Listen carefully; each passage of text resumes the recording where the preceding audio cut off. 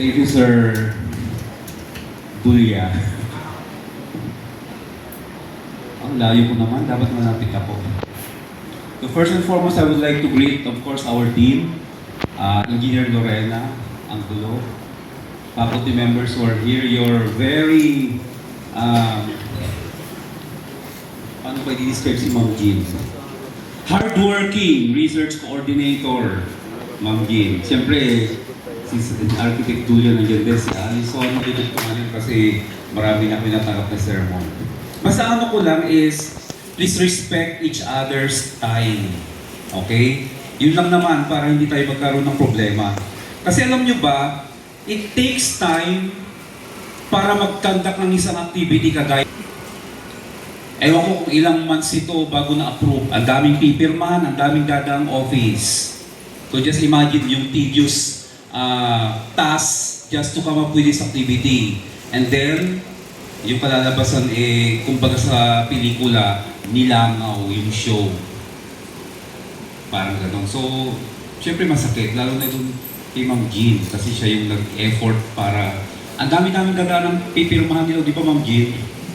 Ang dami. Reservation, pirma ni ganito, approval ni ganyan, so many. My task is to discuss 3 things. Una, wag yan yung.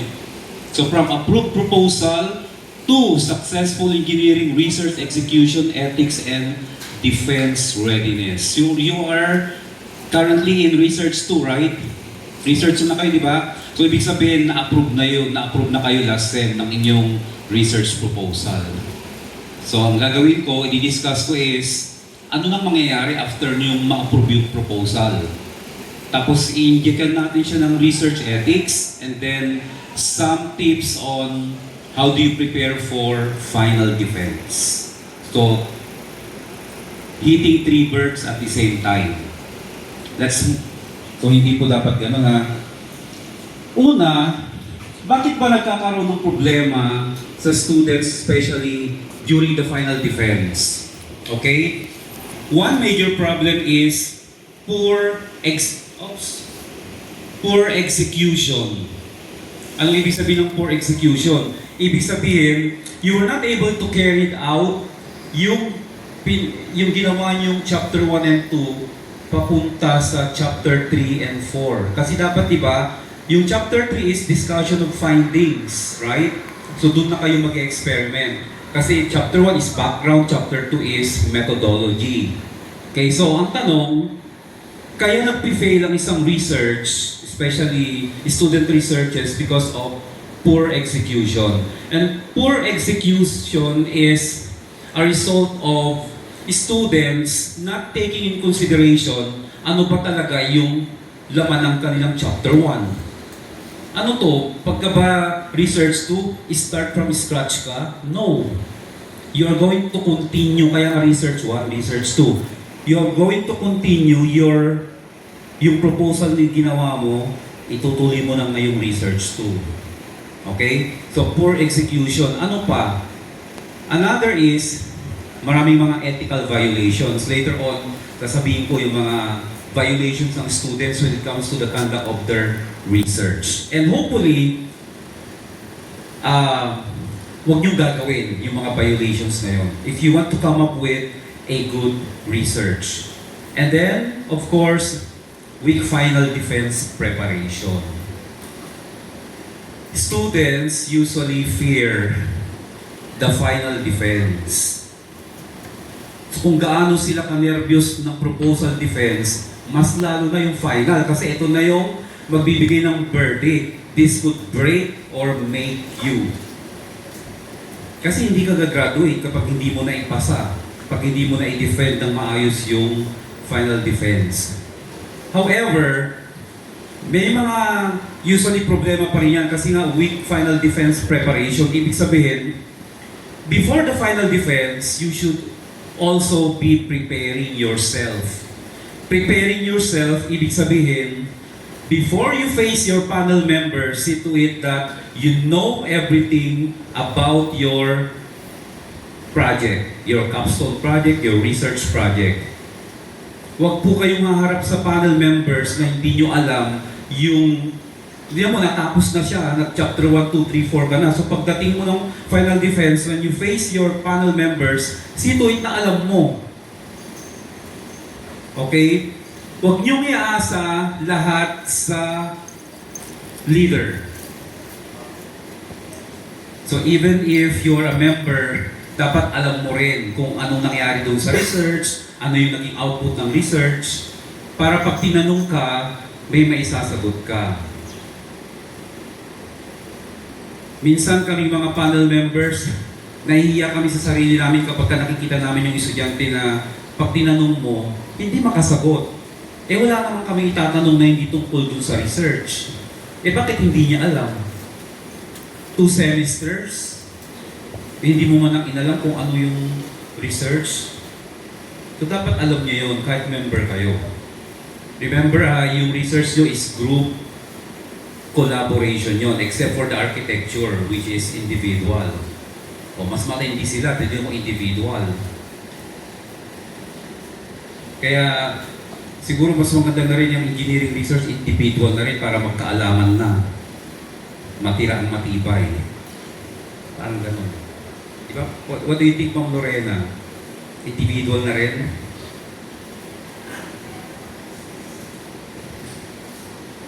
So what changes after proposal approval? Yung nga sinabi ko, na-approve na yung research title nyo. O, ito yung mga nangyari during the proposal. So you presented your ideas, you presented your plans, you presented your intended methods.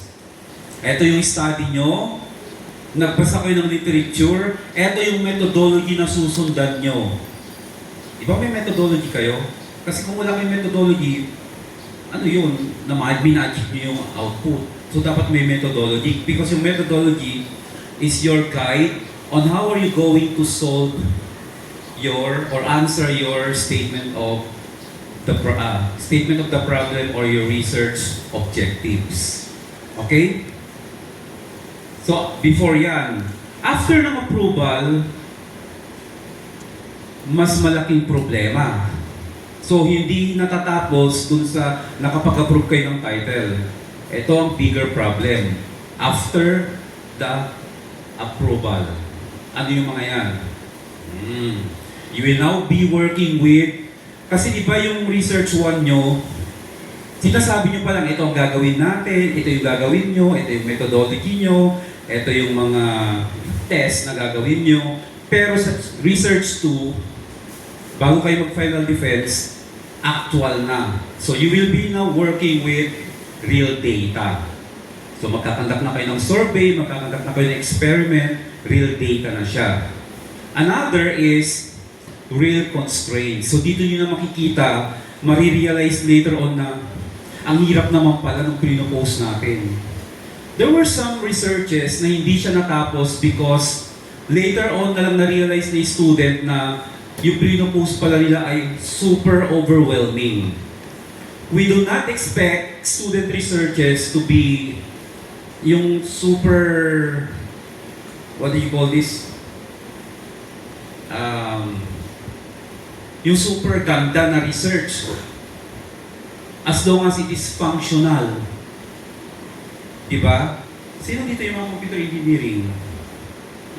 Pag system, pag enrollment system, situate na yung system nyo, nakakapag-enroll. Di ba kung hindi, may problema. O, parang ganon. And then, real accountability. So, ito na yung big responsibility as researcher.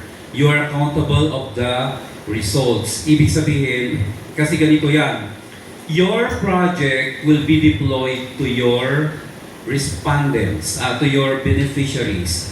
Di ba kaya nga kayo gumagawa ng project kasi may intended beneficiary siya, di ba? After completing, after may final defense nyo yan, ibibigay nyo na yan kung para kanino nyo talaga dinevelop yung mga projects na yan. So when you deploy it, see to it that it is working. Kahit kung ano man yan na project. Kasi kung hindi, that is your accountability. Halimbawa, electrical engineering project. i-deploy, binigay na sa residents o sa community, tapos biglang sumabog yung project. Kanino accountability yon? Sa inyo, kasi kayo researcher. So, tinest nyo ba yung project bago nyo binigay? In-explain nyo ba kung paano siya i-operate? Ganun po yung gagawin nyo kapag ka-deploy nyo yung project. So, titignan natin. We are making project not for us, it is for our beneficiary. And see to it that when you deploy project, it is functional. Hindi yung binigay mo doon tapos ay nilagay na lang nila sa sulok. So yung pinagpaguran nyo ng 2 semesters, nauwi sa wala. Kinain lang ng alikabok. Okay, so dapat hindi ganon. Dapat ang project nyo ay i-utilize talaga, gagamitin talaga ng beneficiary. Kasi yun naman yung intention natin, di ba? Yung purpose natin, to help the community with our projects. Okay? So that is accountability. Okay, let's have the post-approval journey. So ito yung mga 3 major phases right after the proposal. Una, research execution. So execute nyo na yung mga experiments, kakandak na kayo ng survey, kakandak na kayo ng observation, magtitest na kayo ng mga materials, etc. etc. Magtitest na kayo ng mga systems. Pangalawa, you have to comply with ethics. Mamaya i-elaborate natin kung ano yan. And then, of course, dapat ready kayo sa final defense. Kaya di ba palagi sinasabi, advisor should not endorse students who are not ready for defense. Ang final, most especially the final defense. The final defense is very critical because dapat ang final defense bago humarap si estudyante, ready na yung project. Ready na yung prototype, ready na yung output, ready na yung system. Functional siya at tested na bago nyo siya i-demo. Hindi po pwedeng pag nagde-demo kayo may mali-mali pa. Ano yun? You will be professional engineers later on. Ito na yung training ground natin. Okay? So kung putyo-putyo yung gagawin mong project, may tendency na pagka naging engineer ka na, putyo-putyo rin ang mga project mo. Kasi yung maliit lang na project, hindi mo nga magawa ng maayos. What more kapag binigyan ka ng big project? Remember, flood control. Diba? So, yan yung mga post-approval. What is research execution? Unang-una, implementing your approved methodology. Kung ano po yung approved methodology nyo dun sa Research 1, do not alter or do not change the methodology without approval. Minsan, si estudyante, nagde-deviate siya, nagpapalit siya ng methodology during the execution. Maybe because na-realize niya na, ay mahirap pala ito na lang. Okay, so see to it na kung ano yung methodology na isinulat nyo sa chapter 2, yun ang susundan nyong gagawin. Do not skip methods. Kaya methodology, di ba? May step, may phase 1, phase 2, phase 3, phase 4. Lahat dapat yung pagdadaanan nyo. That is, if you want to come up with a good final output, so implementing your approved methodology. Eh paano naman kung problema si panel naman ang nagpapalit ng methodology? Yun ang big problem yun. Pero, merong solution naman in every problem there is a solution. O pagka ganon, edi you write a letter informing all your panel members and even your advisor na mag-change kayo ng methodology and you have to justify that. Pero kung walang ganon, hindi po pwede. Dapat you have to inform your panel members of the changes nung chapter 1 and 2, especially on the methodology part. Pangalawa, collecting real data. See to it, pag nag-test kayo, real data ang gagamitin nyo. Okay? Huwag niyong dodoktorin yung mga data na ipapasok niyo dun sa table niyo, sa discussion niyo, para lang yung presentation niyo malinis tignan. Kung ano yung sinabi niyong methodology, kung ano yung test na gagawin niyo, dapat yung data na gagamitin niyo doon, kung ano yung dineclare nyo, yun yung gagamitin nyo. Okay? Bakit? Mabuti hindi pa kayo dadaan sa research ethics. By next year pa yata ang di ba, SEA? Kasi kung dadaan kayo doon, ma-check na natin kung si estudyante during the final submission of the requirements, kung sinunod niya yung nasa manuscript. Kasi kung hindi, magpupropose siya ulit. So yun yung role ng research ethics. See to it na lahat ng sinabi nyo doon sa chapter 1 and 2, gagawin nyo siya doon sa chapter 3 and 4. Wala kayong i-skip, wala kayong papalitan. Okay? Next is following your timeline and scope. Research fail because researchers sometimes do not consider anymore yung scope. Diba, pagdating ng proposal defense, these are the scope and limitation of the study. Pero pagdating na ng actual na gagawin yung project, nakakalimutan na yung scope.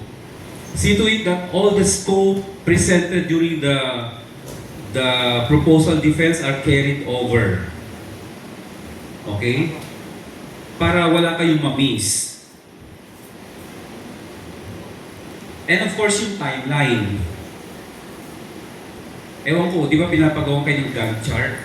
So dapat kayo, may timetable kayo. By this time, dapat tapos na to. By this time, nakagather na ng data. By this time, naka-order na ng materials na gagamitin. By this time, ginagawa na. By this time, gawa na. By this time, ikitest na. By this time, ready na for presentation. Meron ba kayong ganon? May plano ba kayo na ganon na in writing? That when you meet your group members, binabanggit nyo palagi, ikaw, yung data, ready mo na yan pagdating ng ganitong date. Yung encoder, dapat pagdating ng ganitong date, na-encode na lahat ng chapters. Dapat may ganon. Hindi ito magic na a week before the final defense, saka nyo lang gagawin lahat. Ano kayo?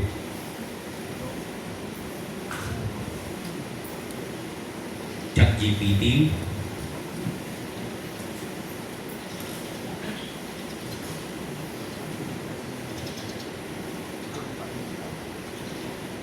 The university will meron ng actually, di ba? Meron na tayong Turnitin account. Yung Turnitin account, hindi siya parang Grammarly that will just check the punctuation and the grammar. It checks kung ilan ang kinopya, ilan ang galing sa AI dun sa manuscript. So mas mataas yung level ng checking niya. So meron ng gano'n ng university. So be careful. Baka pag pinagdaan sa Turnitin yung manuscript nyo, sabihin niya doon, this part is copied from this literature, this part is copied from this. Ibig sabihin, ginawa nyo lang copy-paste. Tapos AI generated. So be careful. Next is common execution mistakes. Una, ayan, changing methods without approval. Sabi ko kung ano yung approved methodology, yun ang gagawin. If there are changes, gawa kayo ng letter for approval. Skipping steps to save time. Sabi ni estudyante, 1 week na lang, final defense na. Huwag na natin gawin yan, basta maglagay na lang tayo ng data. Hindi po pwede yun. Research is a noble work. Imagine niyo yung research nyo will serve as a reference of future students from SEA. So kung mali yung makikita nilang reference, magdo-domino effect yan. Mali-mali na lahat. And take note, nakalagay po dun yung mga pangalan nyo sa harapan pa nung thesis, manuscript, di ba? Naka-hardbound. Jed will visit, i-check nila yung mga manuscript ng mga under ng engineering and architecture. So anong gusto nyong impression ang ibibigay nila kapag binasa yung manuscript nyo? magsiserve ba yan ng good reference for the future engineering students? So, i-ano nyo rin yun, i-consider nyo rin yun in doing your research. Not just for compliance or requirement for graduation. Kasi di ba, gagawa ka na rin lang naman ng research, gawin mo na siya ng maayos. Magpupuyat ka, gagastos ka, pabalik-balik ng printing, editing, etc. etc. Hindi pa doon kasali yung mga pahiya, yung mga sermon na binibigay ng panel members. They might as well come up with a good research not done honestly and responsibly. Next is poor documentation. So ito na yung researchers na nagdidepende lang sa ChatGPT. Alam nyo ang rule dyan, you write your own interpretation and then have ChatGPT check if there are things that need to be improved. Hindi yung si ChatGPT ng pagagawin nyo. Kayo ang gagawa, kasi kayo yung researcher, di ba? Hindi naman si AI. So write your own discussion of findings and then ipa-verify nyo lang kay ChatGPT ano pa pwedeng i-improve doon o ano yung possible na pwedeng i-insert to improve further yung discussion. It's not the other way around na create a chapter 3 of this title. Tapos nilabas niya ng copy-paste, pinasok na doon. Hindi po ganun ang research. And then, incomplete testing or simulations. Dapat ang procedure complete. Sabi nga kanina that do not skip. So lahat dapat ng procedure ay pagdadaanan. Huwag kayong mag-i-skip ng procedure. Kung ito yung testing na gagawin, dapat yun ang gagawin nyo. Huwag kayong mag-i-skip. Tapos dudoktorin nyo na lang yung iba kasi wala nang time. Kaya nga very important yung timeline. Alam nyo, may mga cases ng researchers na hindi natatapos on time because they were not aware of the timeline. Halimbawa, kailangan nilang i-observe ng 45 days, for example. Yung 45 days na yun, covered na, makukubayaran niya na yung schedule ng final defense. So, anong gagawin niya? I-allow ba siya na mag-defense? Hinihintay pa nila yung result ng testing after 45 days. Halimbawa, battery. Yung mga e-bike, dati may mga e-bike na na mga project, di ba? So, ang tanong ng mga panel members, gaano tatagal yung pag-charge? Tapos pag na-charge na siya, gaano katagal gagamitin? So, iti-test nila yun kung ilang days. Kung yung days na yun ng testing, covered siya nung schedule ng final defense, madi-delay na kayo. Kasi, definitely, hindi nila kayo i-allow na magpa-final defense na nagtitest pa lang kayo. Dapat tapos na lahat ng testing bago kayo mag-defense. For systems, dapat tapos na yung user validation. Okay? Stay true to your approved method. You must follow approved methodology, approved sample or approved system, and then the approved instrument. So, have your chapter 1 and 2 as your reference as you do your chapter 3 and chapter 4. So, major changes is equal to amendment required. Document everything. Engineering rule, if it is not documented, it didn't happen. Picturean nyo lahat ng testing na ginawa nyo. Kung nasa field kayo, have a picture of everything that you did. To show proof na dumaan kayo dun sa testing. Kasi minsan, during the final defense, hahanapin ng panel members nyo yung mga yan. Yung mga timestamp ng video, ng mga ginagawa nyo, etc. etc. So you have to document everything. Kung nagkanta kayo ng survey, may picture na nagkakanta kayo ng survey, interview, may mga interview script, etc. etc. That is one way of showing your panel members that you did yung data gathering of any kind. Document, ano yung mga ito-document? Yung mga testing conditions, calibrations, failures and adjustments, and even dates and versions. So, halimbawa, di ba may mga test na daily gagawin? So, ita-timestamp mo yung sa video, day 1, day 2, day 3. Tapos, snapshot, ilagay sa appendix ng manuscript. Tago nyo yung video, pag hinanap, ipakita nyo. Kasi syempre, ang mga panel members, full of doubt yan kapag nagpipresent yung estudyante. At ang pinakamagandang defense nyo is to have proof na ginawa nyo yun. Nagkandang pa talaga kayo ng survey, asan ang proof? Sir, ito po yung mga sinagot nila na ano. Sir, ito po yung video nung pumunta kami na nagsusurvey kami. Nagkandak ba kayo ng testing? Yes, sir, ito nakabilat sa araw yung solar panel. Calibration, ganun din. I-document nyo lahat. Just to have proof na ginawa nyo yung required methodology. Data quality over data quantity. Mas maganda, accurate measurements as compared to many measurement. Diba? Dapat ang ilalagay mo lang doon yung mga accurate at saka yung mga significant measurement. Sometimes, students fill in ang dami-daming table. Pero pag pinag-explain mo naman sa kanila, hindi nila alam kung ano doon yung importanteng table. Present only significant and accurate tables of measurements. And then, valid simulation is better than complex simulation. Sabi ko nga, di ba, hindi namin kayo nire-require na magkaroon ng very complex na researches. As long as you can show, you can prove that your project is functional, pwedeng gamitin, that's okay.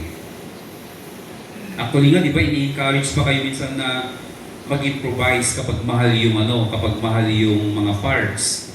There was one time, I think 2 years ago, may isang electrical project na hindi sila nakagraduate on time because yung mga materials na gagamitin doon sa project nila is i-order pa nila online.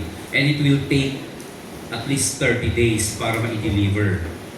Tapos nung di-deliver, may mali, ibabalik mo ulit. Hintay ka ulit ng 30 days.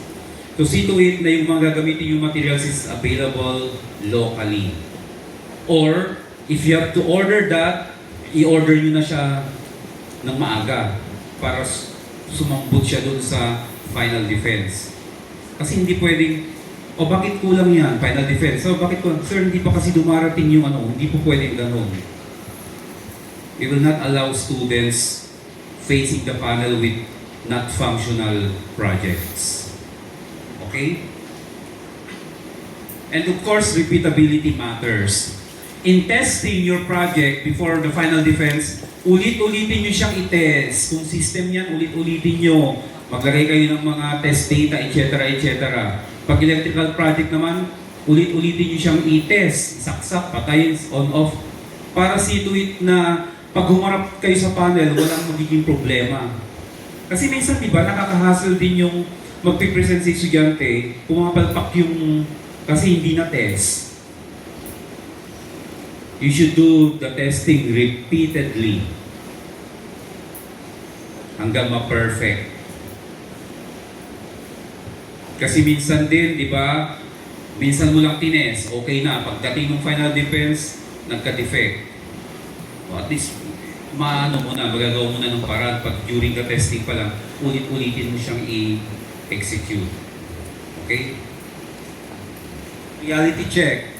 You reduce sample size because equipment broke. Is that ethical? Ito na lang ang gagawin natin kasi sira na yung hindi na, nagka-malfunction na yung gagamitin na na instrument. So, it is not ethical. Is this allowed? No. Anong dapat gawin? You have to report, or pag wala ng time, you have to justify. Minsan, panel members appreciate honesty sa students. Kasi alam nyo, may mga researchers na booking na nga, tinatanong ng panel members at tinitest lang kung honest o hindi. Nagmamatikas pa rin, pinipilit pa rin na, di ba? So kung talagang hindi mo ginawa, be honest. Mas ma-appreciate yun ng panel members. Pero dapat iwasan natin, i-minimize natin yung mga ganong issues. And then, yan. So yan yung after proposal. Next we go to ethics. Do you know that person? Yung mga computer-related kilala nila yan. Sino siya? Si Mark Zuckerberg. Siya ang CEO ng Facebook, now Meta. Now, don't you know that in March 2014, merong Facebook scandal. So, yung picture na yan, that is Mark Zuckerberg facing the court. Kasi may nangyaring scandal. Ano yung scandal na yon? The Cambridge Analytica is a data analytics company. So pag data analytics, ibig sabihin, they work on big data. Okay? So there's one application sa Facebook way back 2014 na tinatawag na this is your tech life, parang ganon. Yun ay personality quiz wherein lahat ng mga may Facebook account pwedeng sumali dun sa quiz na yon. Of course, siyempre, di ba bago ka pumasok doon, you have to fill in data. Enter mo yung names mo, yung Facebook account, your contact number, address, etc. etc. So in short, in 2014, Facebook were able to register 270,000 users nung personality quiz. So nag-register sila, sagot-sagot, etc. Tapos only to find out na itong si Cambridge Analytica, aside from yung nag-register na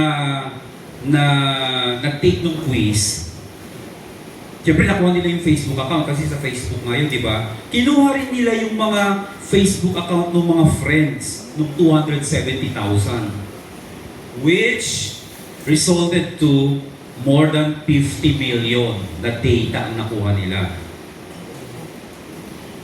So kinapture din nila, let's say, yung account ni Petro, pinuksan nila, tinignan nila lahat ng friends, kinapture nila lahat ng data. Ang tawag doon is data scraping. Data scraping, di ba? Yung using third-party application para kumuha ng big data instead of doing that manually. Ang dami nun. So naging 50 million. Now, anong naging consequence? In 2018, finally, lumabas yung court decision. Pinasara yung Cambridge Analytica na company. And Facebook was fined $5 billion because of that. Ano ang na-violate? Unang-una, data privacy. Right? So, okay lang sana yung mismong sumali dun sa app, okay lang na kunan siya ng data. Kasi bago siya sumali dun sa last part, may agree. So once you agree, ibig sabihin, public na yung information mo. Pero ang nangyari, ang ginawa ni Cambridge Analytica, kinuha pa niya yung mga friends ng mga nag-register. Di ba, sa isang tao, ilan ang Facebook friends? So ang dami.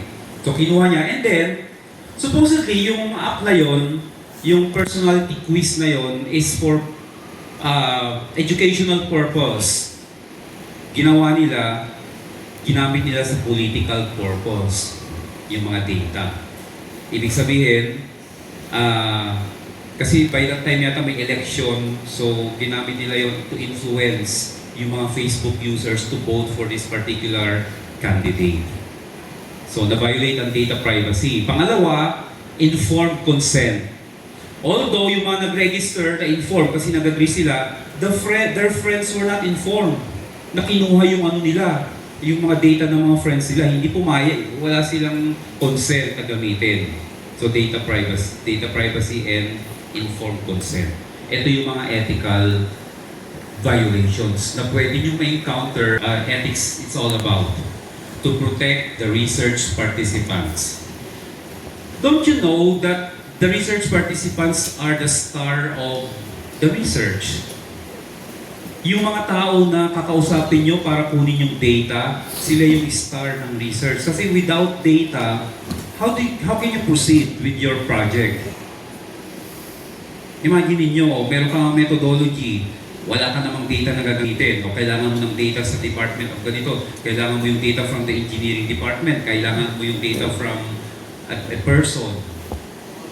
So you have to protect yung research participants, meaning do not expose even their identity. Okay? So doon sa manuscript nyo, pag may kinausap kayong mga engineer, mga tao na nakatulong sa inyo to gather data, do not mention their names.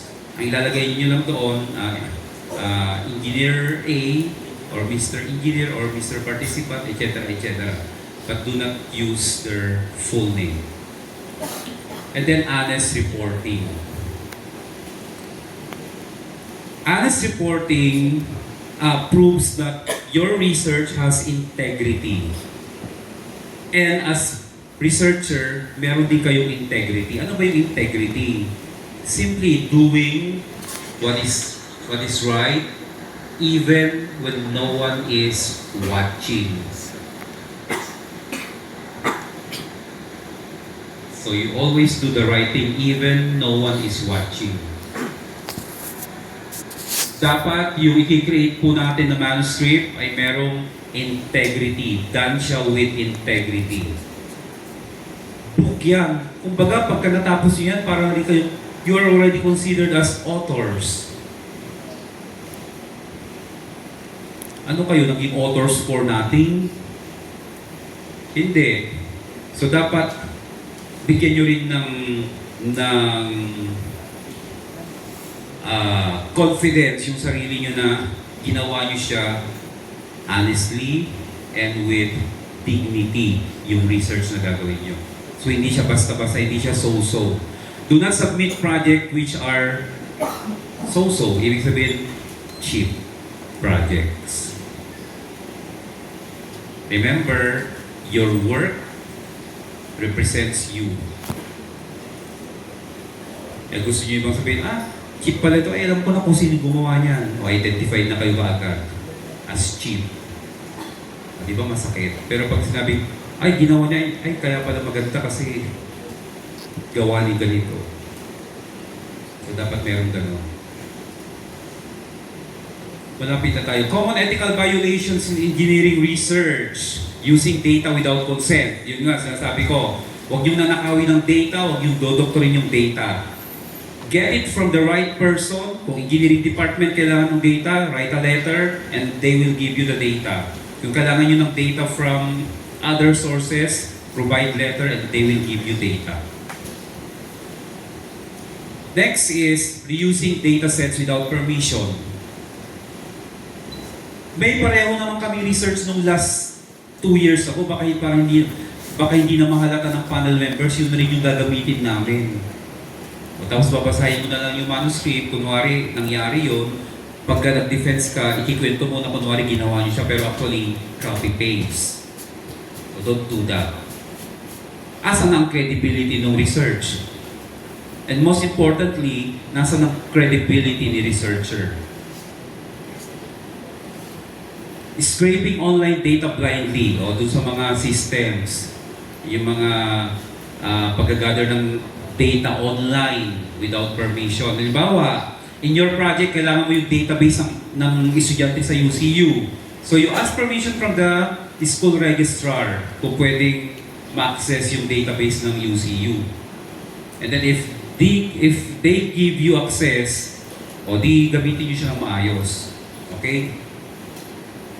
Do not scrape, ibig sabihin do not copy without permission. And then, submitting AI-generated outputs without verification. This is very important. Alam nyo, every year na lang na nagbabasa ako ng manuscript, proposal to alam ko ng mga naging estudyante ko, I always check lahat ng mga citations na pinaglalagay doon. And majority of the citations, pag tinignan mo yung kanyang source sa Google Scholar o Google Semantics, it points you to other research. Renewable energy, tapos ang biglang lalabas doon, COVID na study. I know na-try nyo na yan. So if you will not verify, tapos the panel members will check it, pabubuking kayo na AI generated siya. So see to it that lahat ng mga cited resources nyo ay legitimate. Paano yun? E di syempre si AI din ang magsasabi, instead of just saying write me a literature review with 10 literatures, blah blah blah.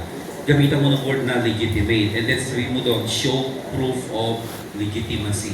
Para ibibigay niya yung link kung saan talaga siya makukuha. And then you have to verify. Okay? AI use is powerful. Pili ng estudyante, lahat ng kayang ibigay ng teacher, kaya niyang sagutin. Kasi may AI. Pagbigay ng assignment, ang dali lang. Mag-ML muna ako hanggang alas 10 kasi 10 minutes ko lang i-AI yan, tapos submit ko na siya bukas. Without verifying. Well, kung ang teacher sa ama-ama, makakalusot. Pero pagka hindi, you have to answer. Because you will be in big trouble kapag nabuking ka na AI yun, tapos hindi mo verify, mali-mali yung information. Si AI, wala akong against about students using AI tools or any AI platform. But, see to it na yung responsibility meron. Ibig sabihin, you have to check the resources. The sources nung binibigay ni AI. Tapos, basahin mo rin kung yun yung gusto mong mangyari. Kung hindi yun, and then you have to deviate. Ibig sabihin ng deviate, you have to rephrase yung sinabi niya. Kung hindi tumutugma yung gusto mong gawin dun sa gustong gawin ng AI. Kasi wala namang exact, di ba? Even dun sa AI platform, nakalagay dun sa baba niya, di ba? You have to check because not all informations are true.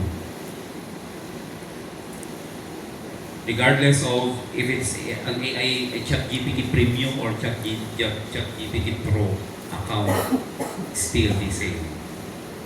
Okay? So be responsible student researchers or students na gagamit ng AI. Informed consent, participants must, so explain nyo sa participant ha kung know what data is collected. So ano yung kukolektahin mong data? Sabihin mo yon. And then, saan gagamitin? Bawa, kailangan mo ang study mo is all about traffic system, etc. etc.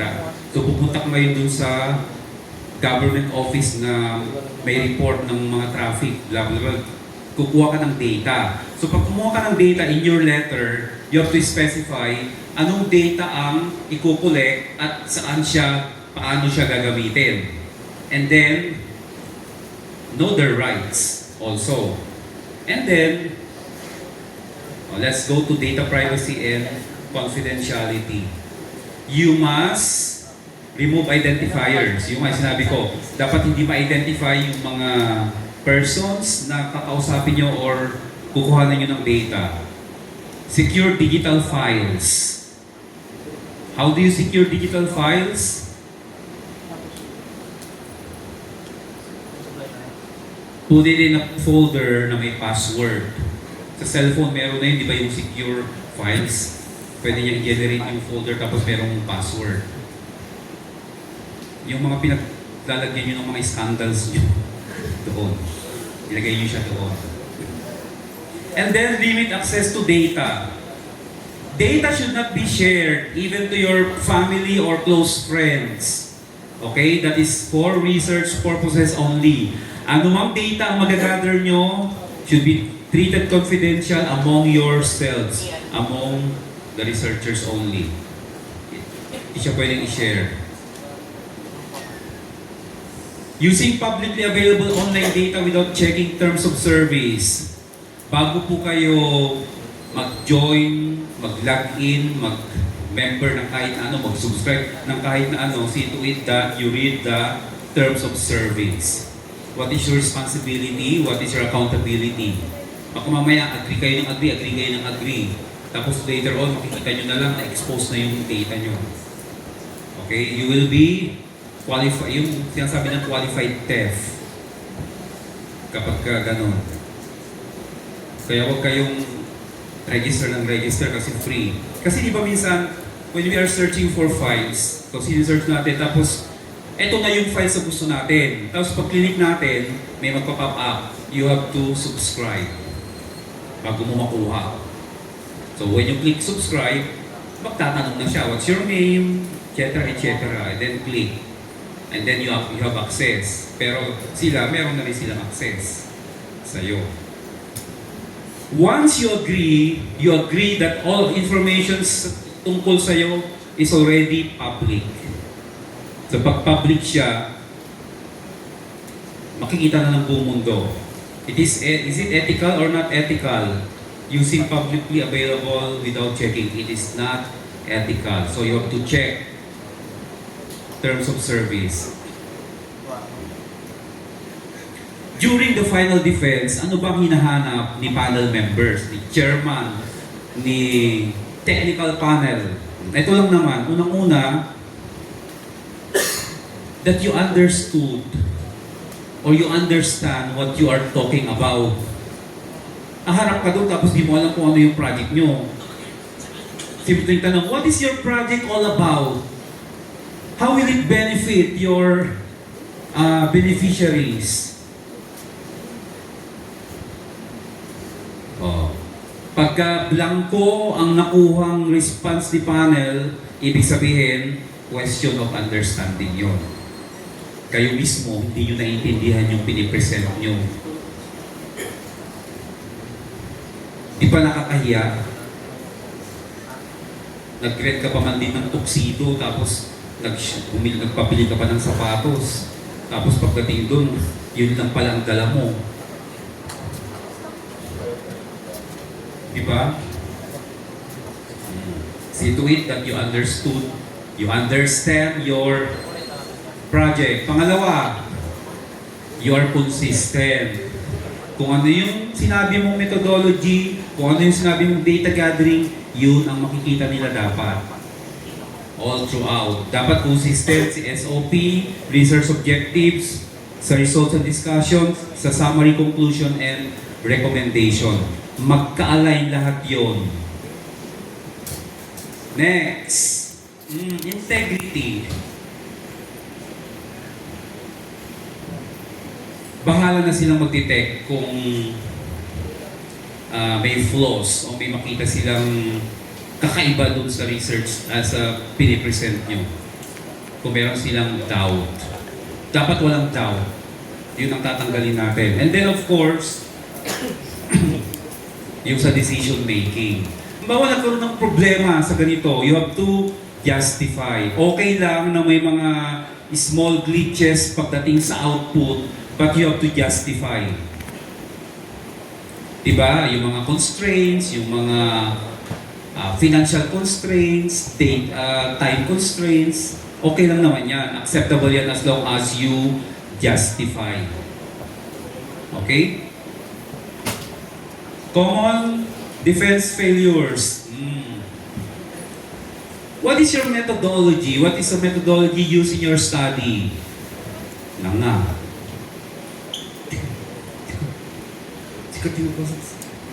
Wala na. O kaya magtitinginan sila gano'n. O di ba anong klaseng yun? Presentation. Inconsistent data. Mali-mali yung pinaglalagay na data, hindi related. Kasi kinapi-paste lang kasi nga nag-aapuro na kailangan ng graduate kung ano na lang pinaglalagay. Mabubuking kayo dyan. With justification. Whenever your panel members ask you questions, you have to answer honestly and straight. Huwag na kayong paligoy-ligoy. Pag tinanong, ginawa niyo ba talaga ito? Kung hindi, huwag na kayong magsinungaling. Okay? And then, sasabihin nyo, we just followed the software gave us. Kung ano na, sir, sinundan lang naman namin yung ano, ganito. Biniblame na kung kani-kanino.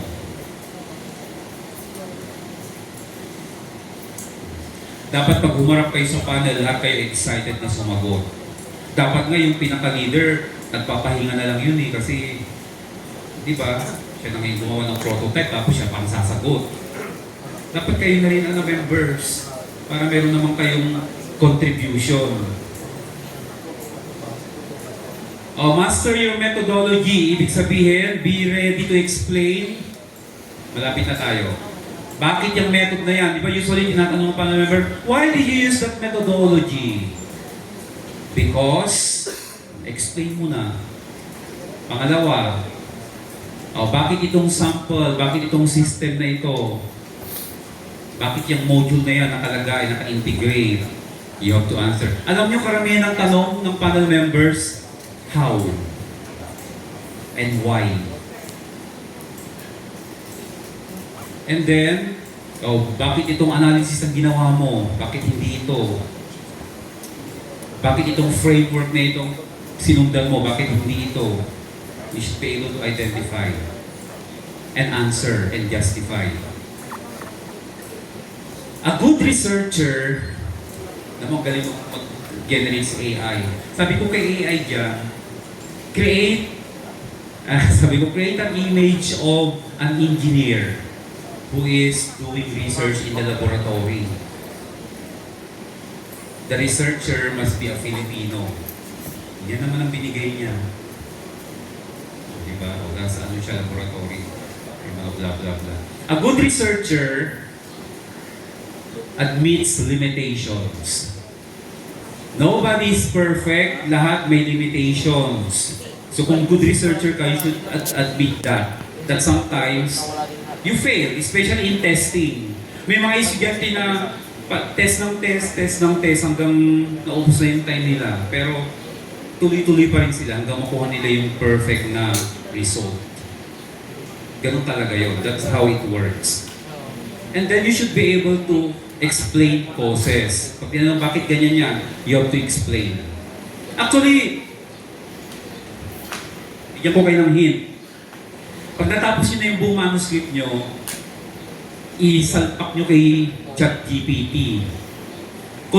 After a careful analysis of this manuscript, in chapter 1, 2, 3, 4 provide me questions that our panel members will ask.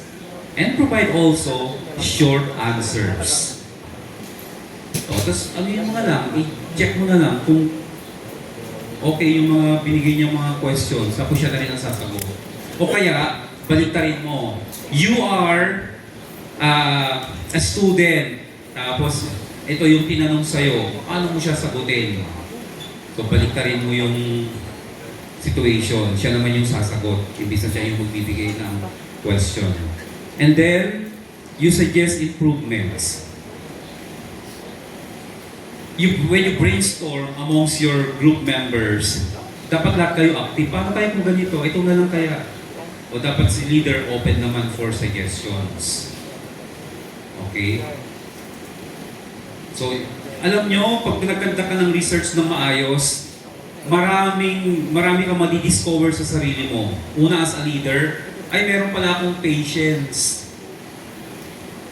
Pero yung mga iba talagang sumasabog na. Kasi yung mga members niya glow in the dark.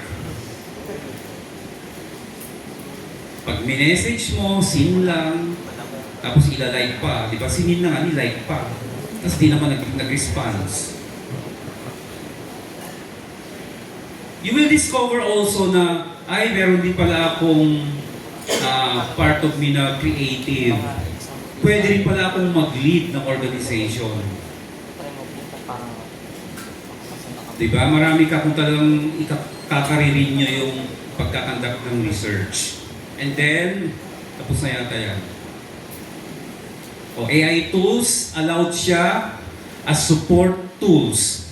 Hindi siya allowed kapag ka-blind submission. Ibig sabihin ng blind submission, kinuha mo siya sa internet, pero hindi mo sinite.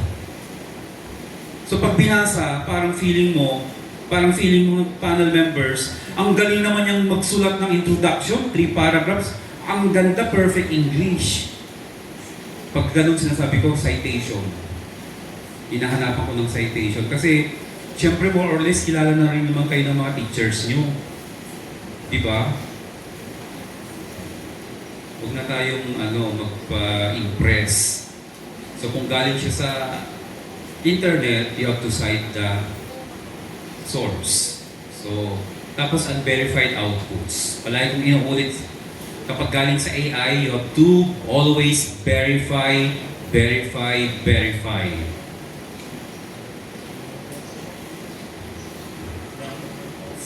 And therefore,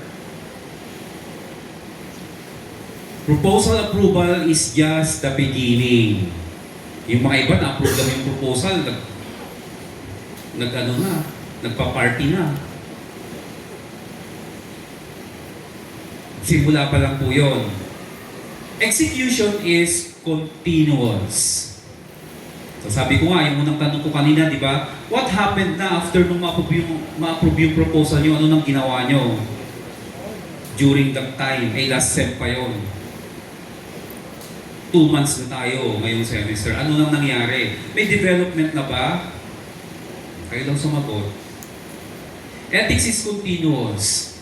So alam niyo na yung mga violations na pwede niyong i-commit. See to it that it is done ethically also. And then, defense rewards understanding. You will be uploaded by your panel members kapag nakita nila na each one of you dun sa member ng group ay naintindihan yung study o project na pinipresent. That is very important. So even if you are a member, please find time to read the entire manuscript. Para naman may contribute ka naman kahit pa paano. Right? Hindi lang yung, alam niyo yung free rider. Free rider, ibig sabihin, bahala na kayo niya, basta ilagay yung pangalan ko, ito na yung pang-merienda niyo, mag-jollibee kayo after mag-type. Ako nang bahala sa photocopy. Kasi hindi ako makaka-attend ng meeting na yan, kaya yung testing. Hindi lang. Kahit na malayo yung location, dapat lahat kayo nandoon. Hindi pwedeng yung taga-doon lang ang nagtitest. Kasi hindi naman niya matatandaan lahat ng mga pangyayari. Dapat merong susupport. Okay? I think tapos na dyan. I have a YouTube channel. You please subscribe. Now na. Kung walang load, impossible. Give me 1 minute, Ma'am Gina. Itignan ko kung sino yung kukunin ko yung mga pangalan. Marami kayong makukuha dyan. Ay, may blog about research. Please. Dapat madagdagan ako ng ilang bato na 200. Dapat may 200 new subscribers ako. Don't forget to click the notification bell and all. So that you will be notified of yung mga future. Tapos may gusto kayong topic na gusto nyo i-discuss ko doon, edi mag-comment kayo. Okay na? Yung mga iba naman yata, hindi naman nag-ano. Yan, thank you. Ang dami dyan. IEEE, referencing, paano mag-ano. Nandiyan yan lahat. Siyempre, okay na? Kung meron akong YouTube, meron din akong TikTok. Siyempre. Diba? Akala nyo kayo lang.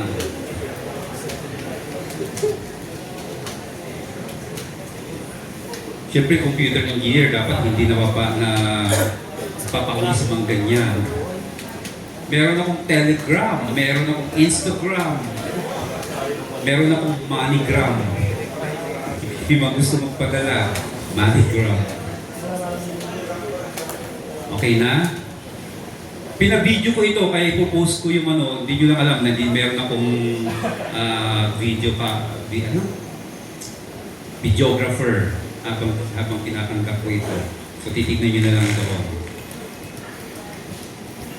Lastly, a successful engineering research is not just correct, it is also ethical, well executed, and well defended. If you can do all of these, then congratulations. So looking forward that you will come up with a good project that you and your department, our university will be proud of. Thank you very much.